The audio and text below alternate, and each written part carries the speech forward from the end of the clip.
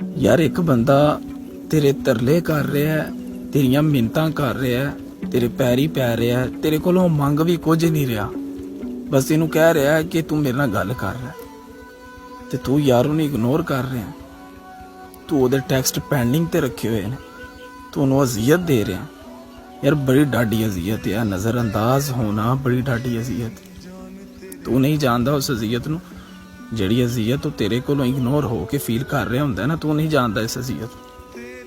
गल है नहीं कि उन्होंने मयसर नहीं है, उन्होंने मयसर होंदे ने इर्द गिर्द लोग, लेकिन वो सिर्फ तेरे कोलों जलील इस करके हो रहा होंदा है कि वो तेरे नाल मोहब्बत करता है। खुदा का नाम है यार, चाहने वालों की कदर कर दे। ये लोग बड़ी मुश्किल से मिलते हैं, अगर ये खो गए तो आप बहुत पछताएंगे। ये बात मेरी लिख के पास रख लें, अगर चाहने वाले खो गए तो कल को आप बहुत पछताएंगे।